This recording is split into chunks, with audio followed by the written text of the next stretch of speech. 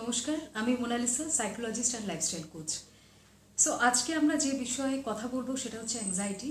Anxiety কী, anxiety কেন হয় এবং অ্যাংজাইটি থেকে আমরা কিভাবে বেরিয়ে আসতে পারি।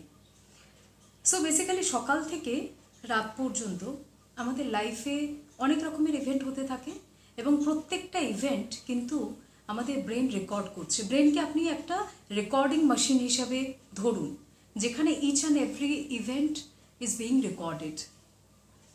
তো সেখানে যে ইভেন্টগুলো আমাদের এক্সপেকটেশন অনুসারে হচ্ছে সেগুলোতে তো কোনো সমস্যা নেই, উই আর অ্যাবসলিউটলি হ্যাপি। কিন্তু যেই ইভেন্টগুলো আমাদের এক্সপেকটেশন অনুসারে হচ্ছে না বা আমাদের কিছু প্রিকনসিভ নোশন আছে সেই অনুসারে হচ্ছে না, তখনই কিন্তু সেটা কনফ্লিক্ট ক্রিয়েট করছে, তখনই কিন্তু সেটা আমাদের স্ট্রেস লেভেল বাড়াচ্ছে এবং আমরা আনকমফোর্টেবল হয়ে যাচ্ছি। তাহলে সমস্যাটা এক্স্যাক্টলি কোথায় হচ্ছে? সমস্যাটা এখানে হচ্ছে যে একটা ইভেন্ট যখন হচ্ছে সেই ইভেন্টটাকে আমরা কিভাবে আমাদের ব্রেনে কমিউনিকেট করছি, কিভাবে আমাদের ব্রেনের সামনে আমরা প্রেজেন্ট করছি, that really makes the sense, যেটাকে আমরা ন্যারেটিভ বলি। বেসিক্যালি আমরা প্রতি মুহূর্তে না আমাদের নিজেকে একটা স্টোরি আমরা ক্রিয়েট করে বলতে থাকি এবং সেই স্টোরিটা যতটা পজিটিভ হবে আমাদের ইন্টারনাল ইকোলজি ততটা স্টেবল থাকবে in terms of your hormones, in terms of your biology, everything. এবং স্টোরিটা যখন আমাদের নেগেটিভ স্টোরি হবে সেই সময় কি হয়, আমাদের ডিফারেন্ট স্ট্রেস হরমোন ক্রিয়েট হয়, like adrenaline, cortisol and staff. এবং শুধু তাই না, তার সাথে সাথে বায়োলজিক্যালিও যদি বলি তাহলে আমাদের লিম্বিক সিস্টেম, ব্রেনের, আমি এটার ব্যাপারে একটা ডিটেল ভিডিও বানাবো। বেসিক্যালি ব্রেনের যে লিম্বিক সিস্টেম তার মধ্যে অ্যামিগডালা থাকে, দ্যাট ইজ বেসিক্যালি আবার ফিয়ার সেন্টার, সেটা অ্যাক্টিভেট হয়ে যাচ্ছে। তো তাহলে একটা এক্সাম্পল দিয়ে বোঝা যাক যে এক্স্যাক্টলি আমি এই যে ন্যারেটিভের কথা বলছি, স্টোরি বলার কথা বলছি, নিজেকে পজিটিভ স্টোরি বলার কথা বলছি, সেটা কি? ধরুন একজন স্টুডেন্ট, সে কোনো কম্পিটিটিভ এক্সামের জন্য সে নিজে প্রিপারেশন করছে, সে 1 বছর কম্পিটিটিভ এক্সামটাকে ক্র্যাক করতে পারেনি, সেকেন্ড ইয়ারও করতে পারেনি এবং থার্ড ইয়ার থেকে সে সেই প্রিপারেশন নিয়ে ভাবা তো দূরস্থান, তার মধ্যে একটা কন্টিনিউয়াসলি স্টোরি সে নিজেকে বলে যাচ্ছে যে I am good for nothing, এবং তার এটাও মনে হচ্ছে যে আমার হয়তো প্রিপারেশন আমার ঠিক আছে কিন্তু আমার লাক কাজ করছে না, আমি হয়তো ঠিকভাবে প্রেজেন্ট করতে পারছি না। এবং এই সমস্তগুলোর ইম্প্যাক্ট অনুসারে কি হবে বলুন তো, তার কনফিডেন্স লেভেল ডিপ করবে এবং তার সাথে সাথে যে স্ট্রেস হরমোন সেটাকে রিলিজ হওয়া বেড়ে যাবে, যেটা আমি কর্টিসল এবং অ্যাড্রিনালিনের কথা বললাম।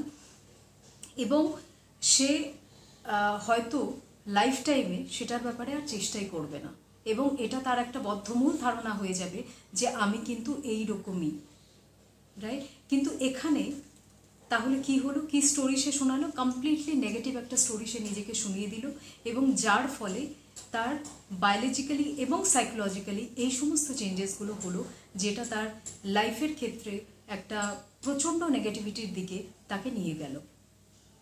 স্টেপ 2, এই সিচুয়েশানে সে কি করতে পারতো সেটার ব্যাপারে কথা বলা যায়। সে যদি এটা বলতো যে let me try once again, এটার হয়তো আমার প্রিপারেশনে হয়তো কোনো কমি ছিল, সে যদি তার রুট কজের দিকে ফোকাস করতো রাদার দ্যান ফোকাসিং আমার দ্বারা কিছু হবে না, তাহলে হয়তো সিচুয়েশনটা বেটার হতো। সে হয়তো যদি নোট ডাউন করতো যে আমি কোথায় বারবার করে ফেল করছি, 2 বছর যে আমি ফেল করেছি আমি এক্স্যাক্টলি কোথায় ফেল করছি, সেই জিনিসটাতে যদি ফোকাস করতো, সো আই থিঙ্ক ডেফিনেটলি সে হয়তো তার মনের ভেতরে একটা পজিটিভ আউটকাম সে ক্রিয়েট করতে পারতো। কারণ আগে আমরা আউটকামটা মনের ভিতরে ক্রিয়েট করি, তারপরে আমরা ইমপ্লিমেন্ট করি, right? We think first, then we do the action, correct? তো এইভাবে কিন্তু by changing the narratives, by changing the stories inside your brain, আমরা কিন্তু ডেফিনেটলি আমাদের যে স্ট্রেস লেভেল সেটাকে আমরা কন্ট্রোল করতে পারি। আর একটা জিনিস, আর একটা এক্সাম্পল বলি। আমরা কোনো একটা বিষয়ের সাথে বা কোনো একজন হিউম্যান বিইংয়ের সাথে, মানুষের সাথে যদি ইমোশনালি টু কানেক্টেড হই, তাহলেও কিন্তু সেটা সেখানে যদি কোনো ব্যাড নিউজ আসে, সেটা কিন্তু আমরা প্রচণ্ডভাবে ইমোশনালি মুভড হয়ে যাই। অ্যাজ অ্যান এক্সাম্পল, ধরুন আপনার কাছে একটা ডেথ নিউজ এসেছে, যার ডেথের ব্যাপারে নিউজ এসেছে, সে আপনার সাথে খুব একটা ইমোশনালি কানেক্টেড না, দূরের কোনো পরিচিত, তো আপনার কাছে কি সেটা খুব একটা ইম্প্যাক্ট পড়বে? I don't think so. কিন্তু সেক্ষেত্রে সে যদি আপনার রিলেটিভ হয় বা সে যদি আপনার নিয়ার অ্যান্ড ডিয়ার হয়, অফকোর্স আপনার কাছে কিন্তু একটা হিউজ ইম্প্যাক্ট পড়বে। আপনি ইমোশনালি ড্রিভেন হবেন, আপনি ইমোশনালি ড্রেইনড ফিল করবেন, রাইট? সো এই ইমোশনাল অ্যাটাচমেন্টের জায়গাটাও আমাদেরকে একটু কমাতে হবে। We all are human being, I can totally understand, but সেটা কতটা মিনিমাইজ করা যায় সেটাকে দেখতে হবে, রাইট?